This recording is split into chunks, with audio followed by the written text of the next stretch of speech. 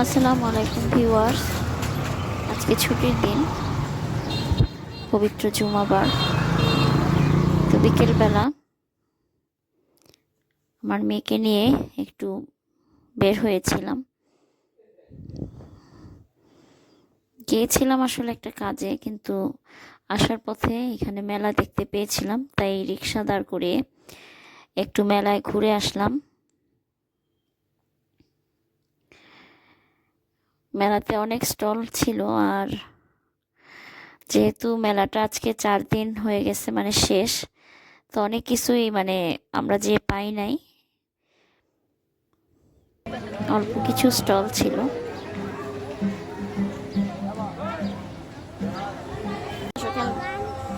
গান শুনবো পরে। এটা হচ্ছে জেলা শিল্পকলা একাডেমিতে উদ্যোক্তাদের মেলা ছিল, স্বাধীন উদ্যোক্তা পরিবারের মেলা। এখানে ছিল অনেক ধরনের গাছের একটা স্টল ছিল, এখানে আরেকটা পিঠার স্টল।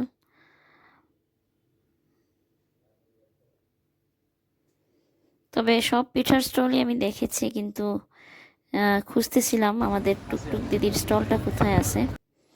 ওনার সন্দেশের ভীষণ ফ্যান আমি।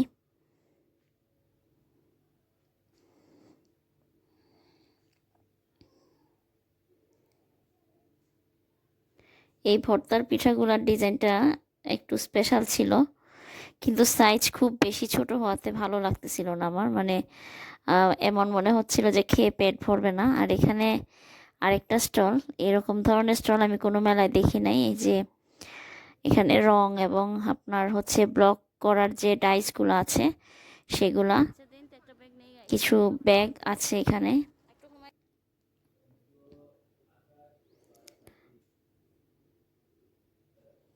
সব মিলিয়ে মোটামুটি ভালোই। এখানে কিছু কাঁথা আছে, অনেক ধরনের কাঁথা, একদম নিউ বর্ন বেবির জন্য কাঁথা ছিল। এই কাঁথাটা খুবই সুন্দর। এগুলো আবার এই ছোট কাঁথার ডিজাইনে আপনি বড় কাঁথাও তৈরি করতে পারবেন ওনার কাছ থেকে। উনি বলছিল আমাকে যে আপনি যদি চান, আপনাকে এই যে উদ্যোক্তা পরিবারের অ্যাডমিন হচ্ছেন আমাদের শিবলি মামা,